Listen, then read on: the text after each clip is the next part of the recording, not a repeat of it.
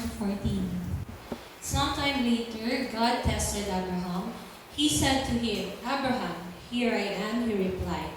Then God said, "Take your son, your only son, Isaac, whom you love, and go to the region of Moriah. Sacrifice him there as a burnt offering on one of the mountains I will tell you about." Early the next morning, Abraham got up and saddled his donkey. He took with him 2 of his servants and his son Isaac. When he had cut enough wood for the burnt offering, he set out for the place God had told him about. On the 3rd day, Abraham looked up and saw the place in the distance. He said to his servants, "Stay here with the donkey while I and the boy go over there. We will worship and then we will come back to you." Abraham took the wood for the burnt offering and placed it on his son Isaac, and he himself carried the fire and the knife, as the 2 of them went on together. Isaac spoke up and said to his father Abraham, "Father." "Yes, my son," Abraham replied. "The fire and wood are here," Isaac said, "but where is the lamb for the burnt offering?" Abraham answered, "God himself will provide the lamb for the burnt offering, my son." And the 2 of them went on together. When they reached the place of God had told him about, Abraham built an altar there and arranged the wood on it. He bound his son Isaac and laid him on the altar, on top of the wood. Then he reached out his hand and took the knife to slay his son. But the angel of the Lord called out to him from heaven, "Abraham, Abraham." "Here I am," he replied. "Do not lay a hand on the boy," he said. "Do not do anything to him. Now I know that you fear God, because you have not withheld from me your son, your only." Abraham looked up, and there a thicket he saw a ram caught by its horns. He went over and took the ram and sacrificed it as a burnt offering instead of his son. So Abraham called that place, "The Lord will provide," and to this day it is said, "On the mountain of the Lord it will be provided." Masanto siya kabosan at si kayo namin. Good morning. To all, especially to all fathers. Let us bow our heads and place ourselves in the presence of the Lord. Heavenly Father, we come to you in confidence, asking for your blessings and graces. As we have gathered here before you this Father's Day, to honor the men you have called to lead, love, and serve as fathers. As we open your word, teach us through Abraham's story. Strengthen the hearts of every father here. May they walk in faith, even when the test is great. In Jesus' name, Amen. Ang pamagat ng ating sermon ay ang pinakamabigat na pagsubok ng isang ama. A father's greatest test. Today, we pause to celebrate the fathers among us, either biological father or surrogate father, those who have carried the weight of responsibility, who have labored in love, who have prayed hard in silence, and who have so much sacrifice without applause. Ngayon, tayo'y naglalaan ng sandali upang ipagdiwang ang mga ama na naririto sa oras na ito, maging sila man ay ama sa tugo o amang tumatayong tagapangalaga. Yang mga pasan ang bigat ng responsibilidad, nagpapagal dahil sa pag-ibig, taimtim na nananalangin na tahimik, at labis na nagsakripisyo na walang palakpak o papuri. At sa pagkakataon na ito, gusto gusto kong hilingin sa lahat po ng mga ama na magsitayo sandali. Magsitayo po yung mga ama na nalilito. Please give them a loud and happy applause. Palapakan po natin. Thank you, please be seated.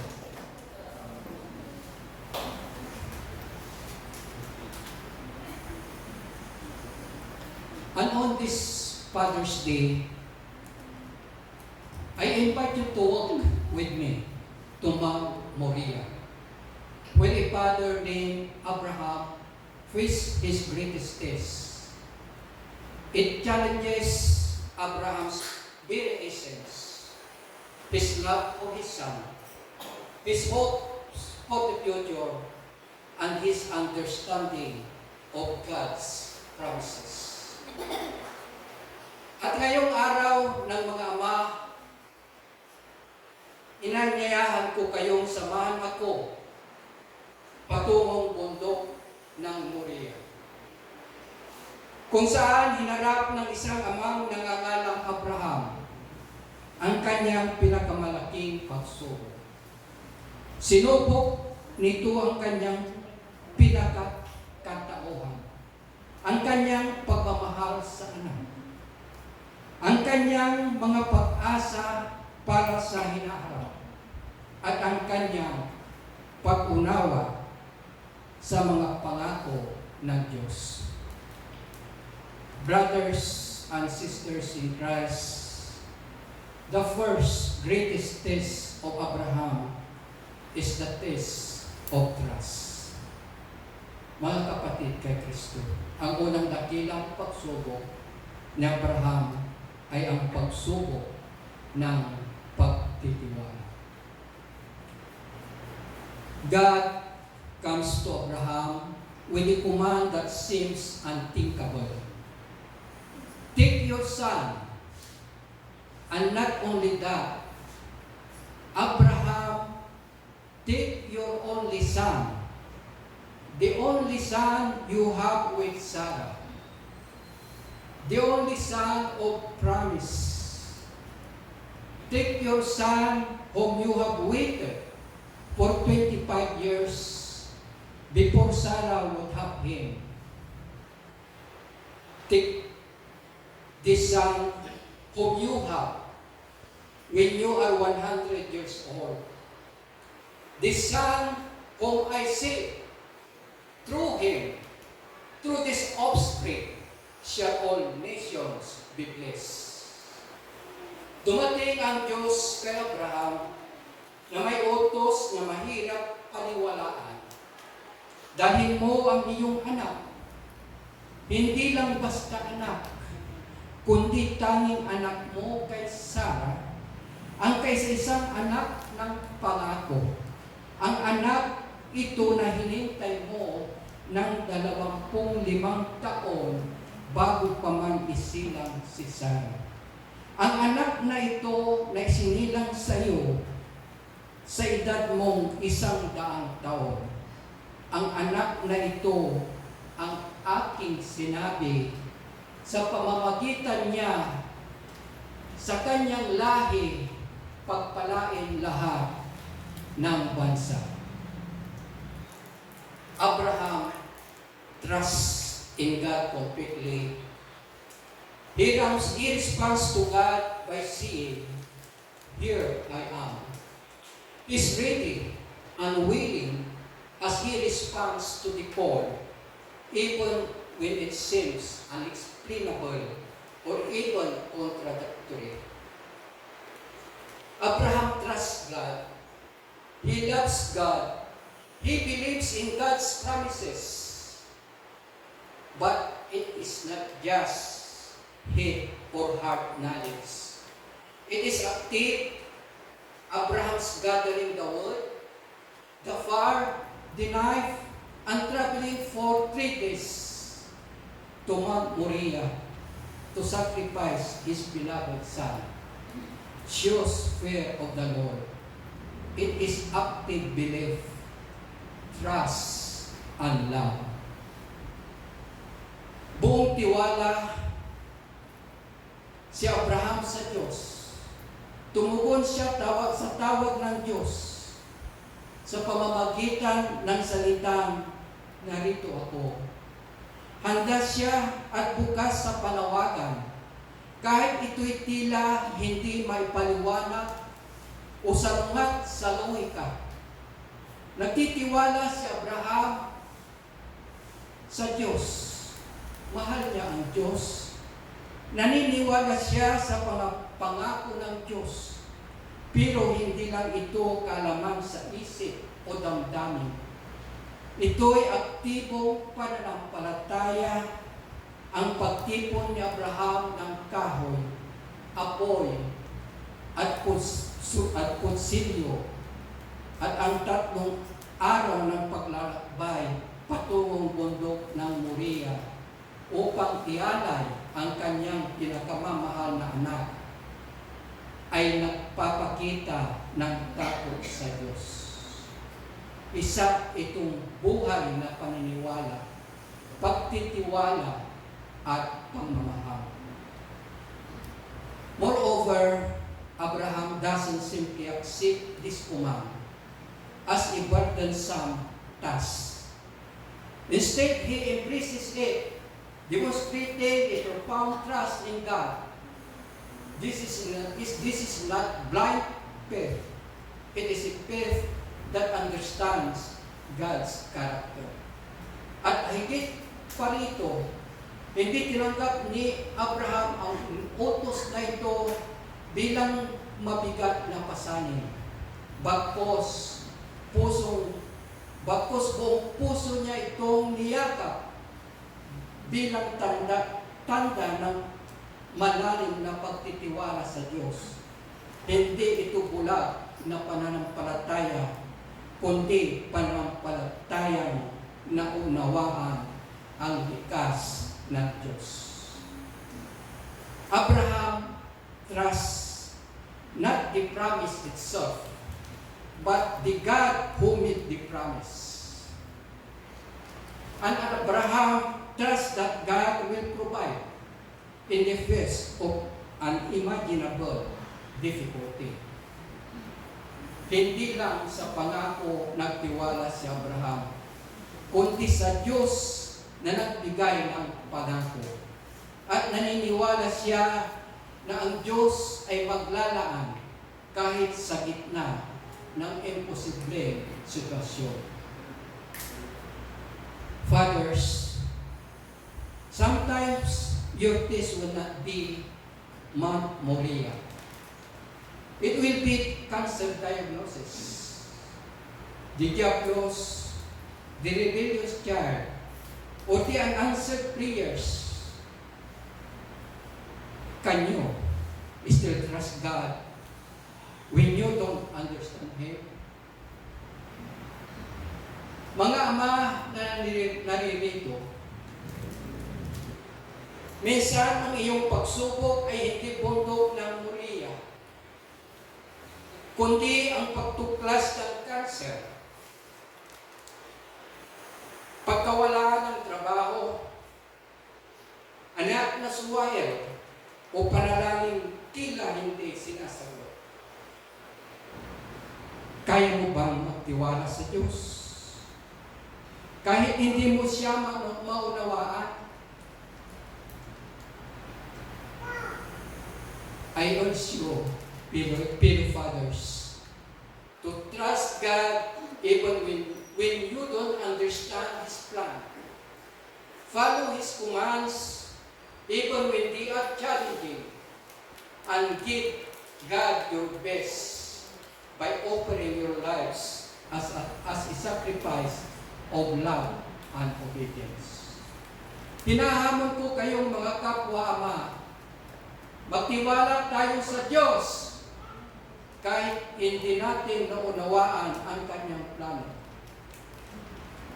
Sundin natin ang Kanyang mga utos kahit ito'y mahirap, at ibigay natin ang ating pinakamainam sa Diyos, ang ating sariling buhay, bilang handog ng pag-ibig at pagsunod. Now, the second Abraham's greatest test is the test of obedience.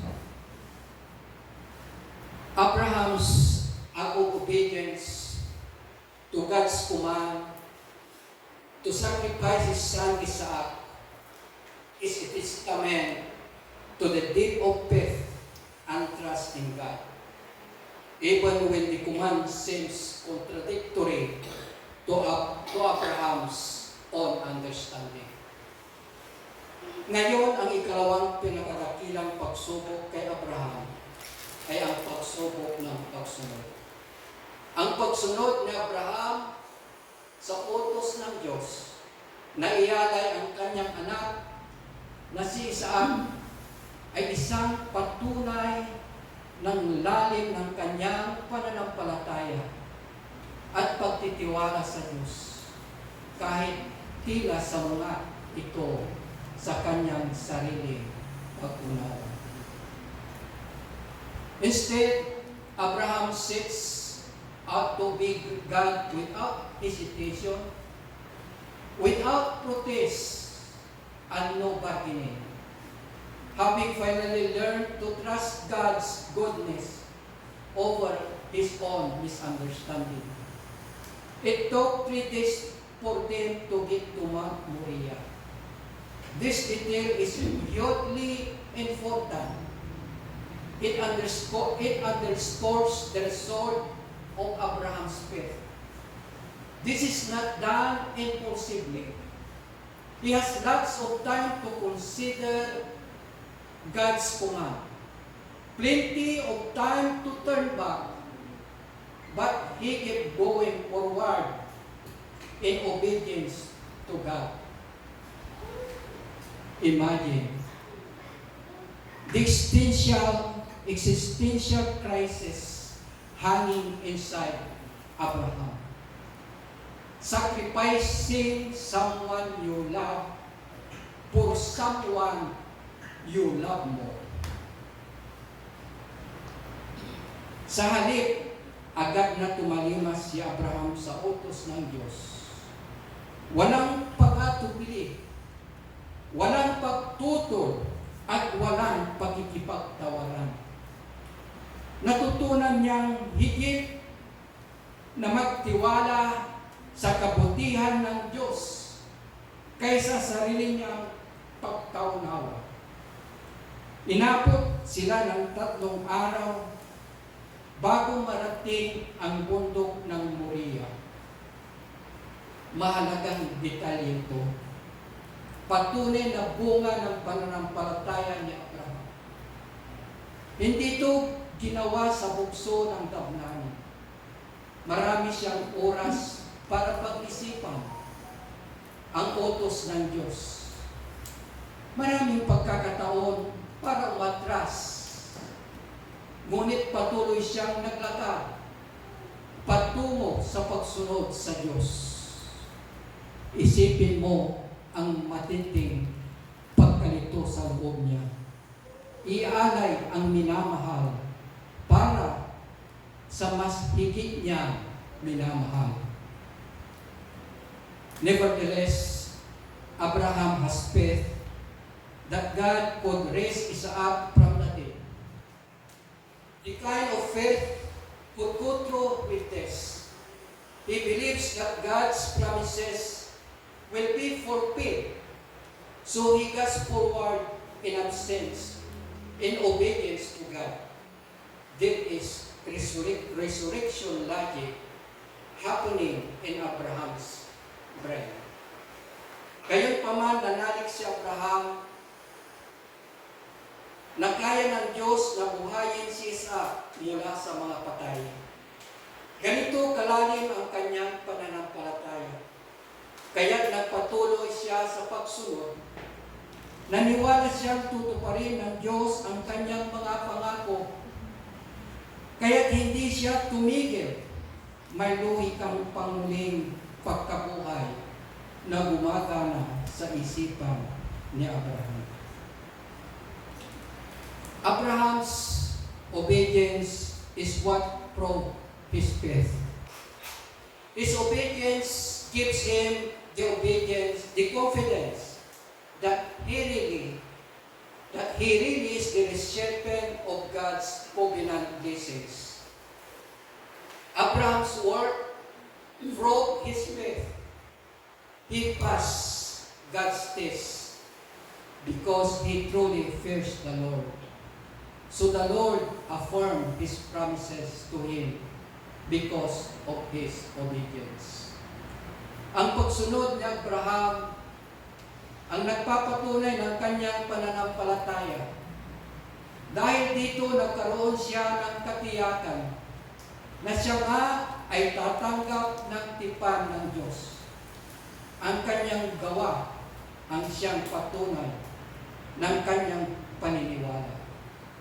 Napasan niya ang pagsubok ng Diyos dahil tunay siyang may takot sa Panginoon. Kaya pinagtibay ng Diyos ang kanyang mga pangako kay Abraham bunga ng kanyang pagsunod.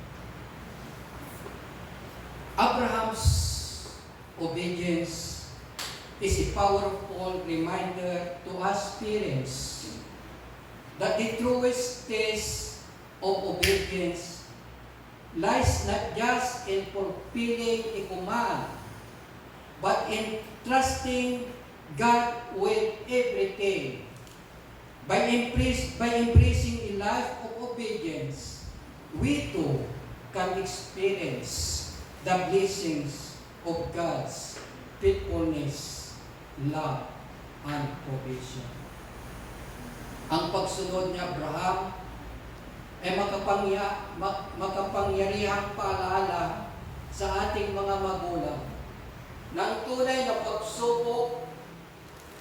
pagsunod ay hindi lang sa pagtupad sa isang utos, kundi sa buong pagtitiwala sa Diyos.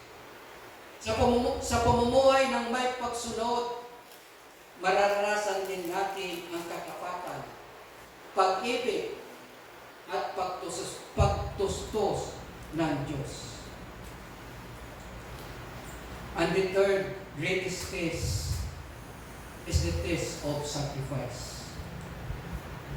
Abraham's willingness to sacrifice his son, Isaac, demonstrate a profound faith and obedience to God, even when faced with an impossible demand. Ang ikatlong pinakadakilang pagsubok ay ang pagsubok ng pag-aalay. Ang kahandang ihandog ni Abraham ang kanyang anak na si Isaac ay nagpapakita ng malalim ng pananampalataya at pagsunod sa Diyos kahit harapin pa niya ang isang tila imposibleng utos. Abraham with his son journeys to Mount Moriah, leaving his servants behind, signifying the sacredness of the task. When Abraham and his son get to the top of the mountain, they stack stones on top of stones to build an altar. Isaac asked his father what animal they would put on the altar.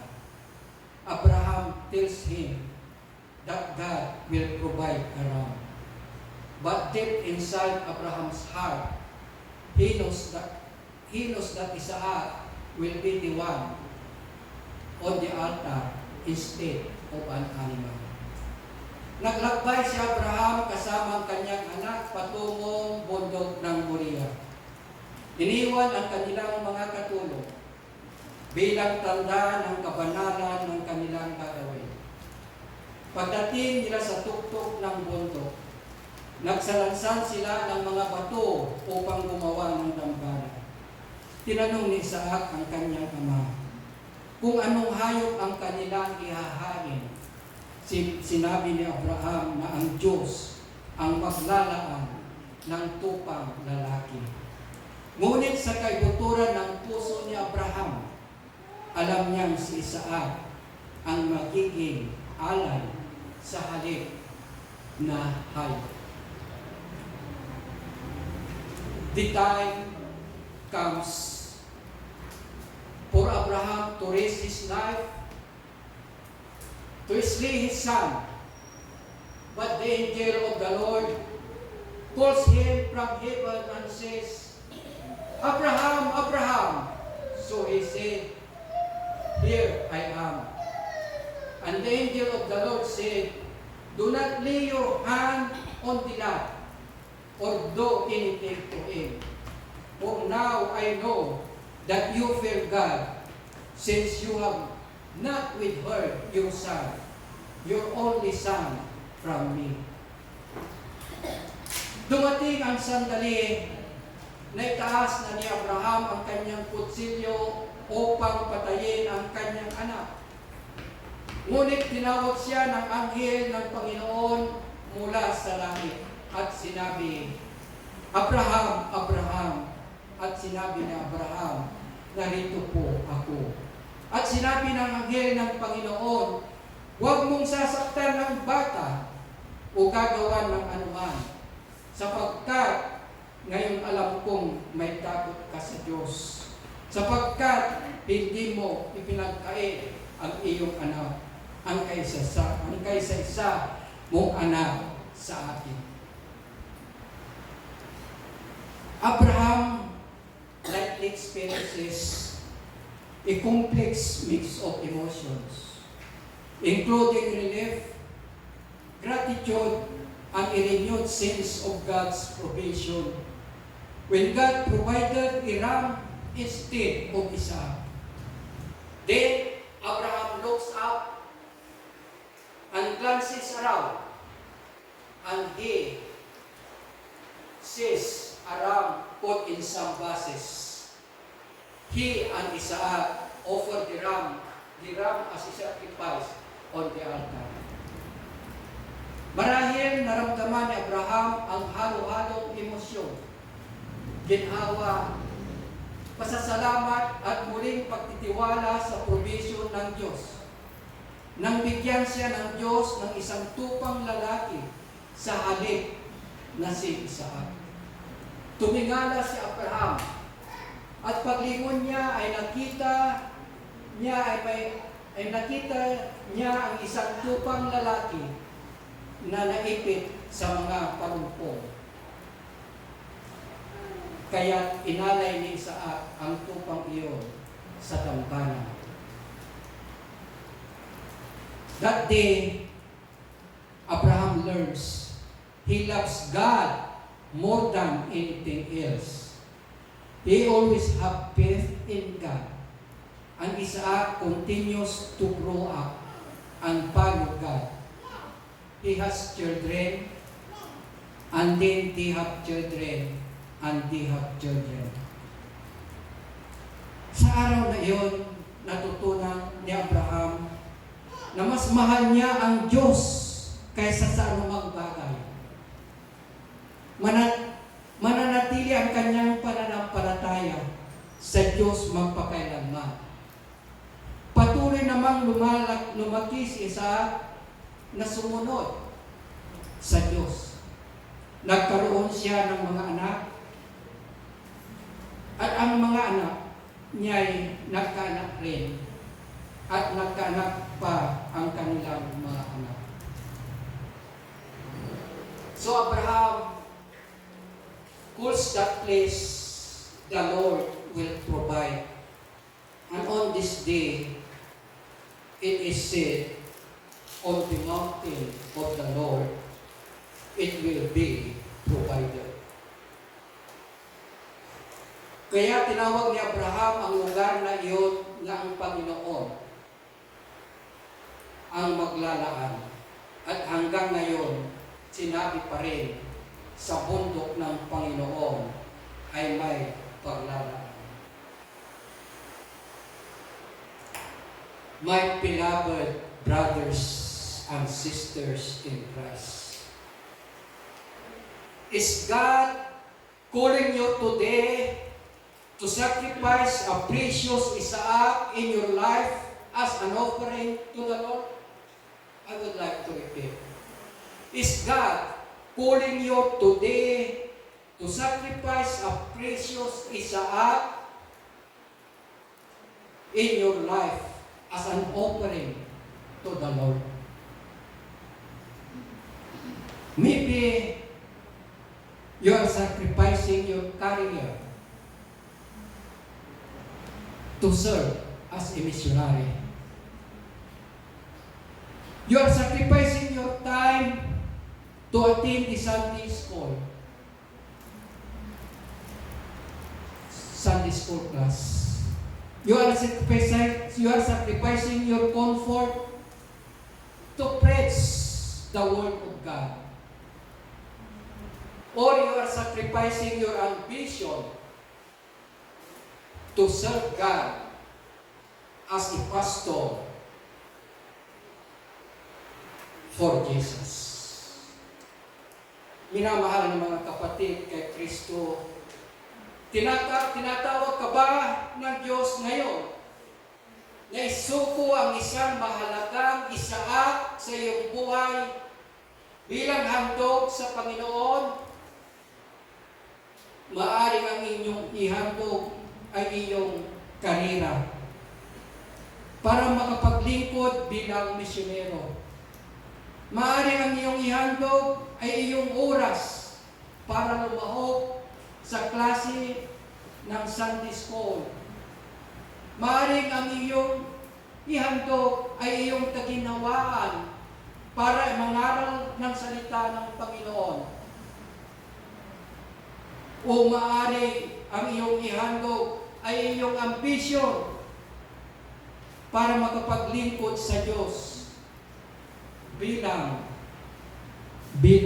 isang pastor para kay Jesus. Like Abraham, we should have confidence in God, trusting Him with everything and being willing to sacrifice our best to Him. Tulad ni Abraham, tayo ay magkaroon ng pagtitiwala sa Diyos. Pagkatiwalaan siya sa lahat ng bagay at maging handang ialay ang ating pinaka-mabuti para sa Kanya. In the name of the Father, and of the Son, and of the Holy Spirit. Amen. Happy Father's Day to all. God bless us all. In this week, since birth, because my parents was converted, I was not yet in this world. So, I became Methodist since that time. I teach also PCS for 3 years. I'm alone. I'm alone. I teach many children because we don't have a media. We don't have TV or another that we can watch ng mga bata. So, they are very happy to come in this class business. I teach for 3 years, but in the fourth I was not able to continue because I was near to graduate in college. But in the third year, we are happy because our church were given student deaconess. So Sister Juan will continue teaching the PCS. At that time, so I graduated, and so I'm so happy for this PCS because my ambition is to become a teacher. So I was not able to discourage the flock, but I continue. I'm happy because this is my ambition and to serve the Lord. My graduation day, I was so happy because I was about to finish BSAL. And then how many months when I was graduated, there was examination for the teachers. And you know the teachers before, their examination is teacher examination, not left. And before, we don't have review examination for a teacher. But then, for my first examination, I'm so sad because I was not given I feel the examination. But then I prayed to God. Why? At that time, for how many? That is 1 year, so I was at home, so I'm boring. So when I was in the church, there was someone whispered me, you approach that man. So if you know Mr. Pinto, Emilio Pinto, I approached him, sir, can you seek me a job?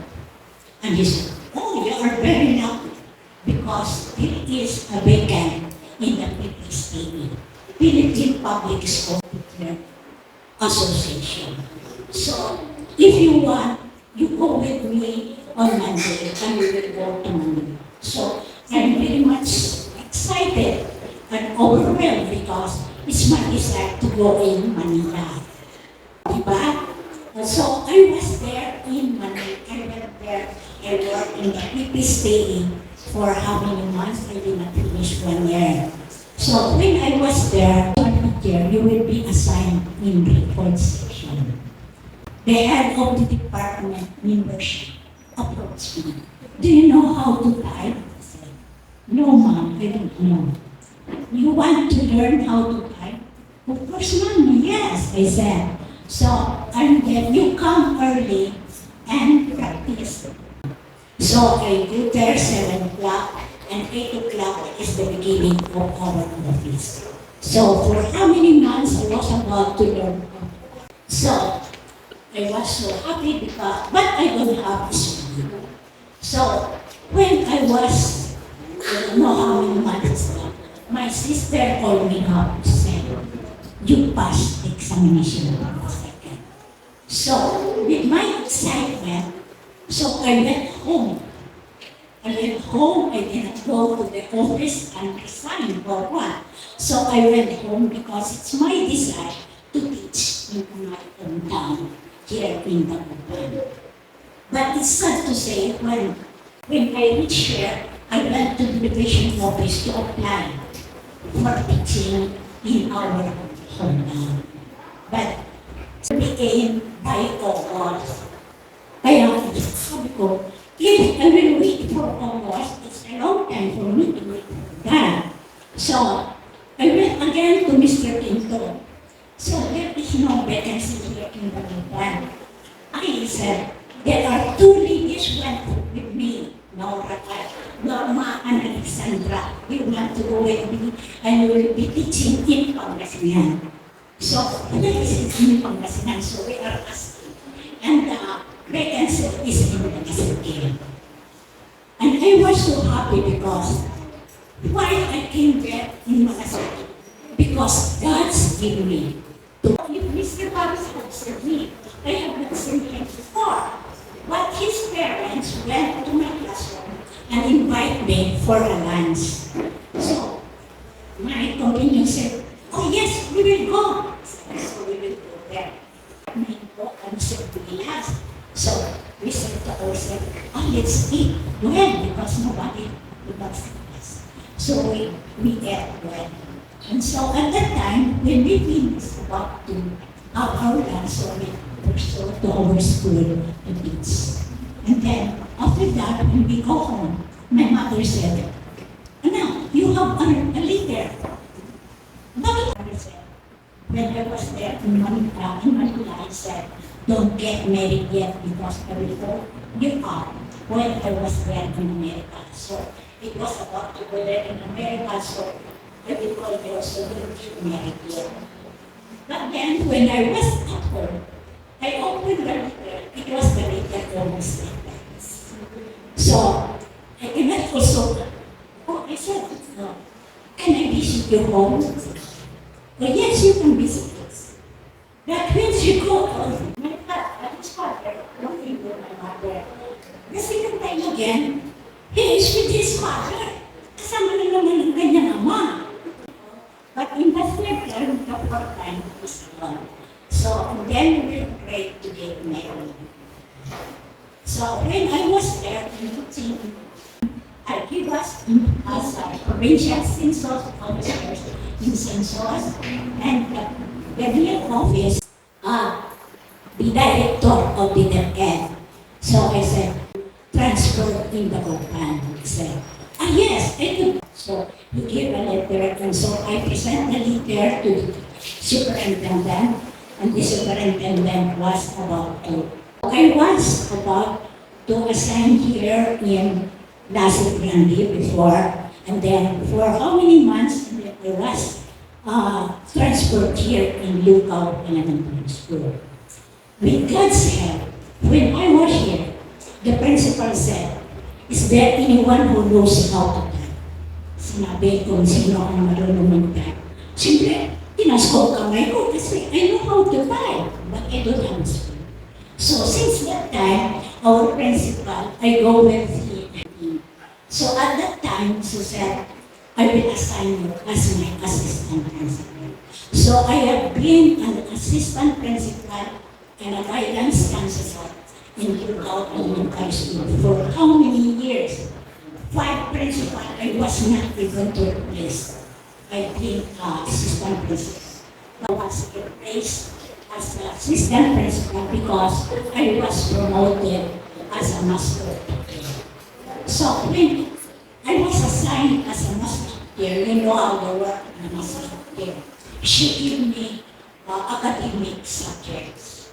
So I said, when my principal said, because you are a master teacher, you will have a demo in science. So, Lord, how could I have a demo since I was about old enough and working time? So I told my principal, Ma'am, if I will demo, I cannot use any more of my devices because I'm near to retire because at that time I am 60 years old. I said, I beat the retired pa lang. So, I pursued the retirement at the time. But my principal said, oh no, I will change that. Better not retire because I will let somebody will help a demo. But I said, I'm firm. I should retire. So, when at that time, the said, and then, you will award because I'm the one who will award the last year of the top 10 graduates in our school. And I could remember my first time to award is the Raquel 21 year. So I'm very much thankful because I give it again a community because of God's purpose. It's nice to be there in America. You have many things to look there. So how could I go there? I have son to be there in America. But said, Lord, I could not go there because I don't have any daughter or son to be in America. But with God's love again, my brother called me up, Annette, you prepare your paper because you are going here in America. So how could I go there? I said, if I don't know how to work for my papers and I don't have money to spend my payments for the going there, I said I don't have enough money. So you need not to worry about that because we are going to give you all the expenses. You will not spend any.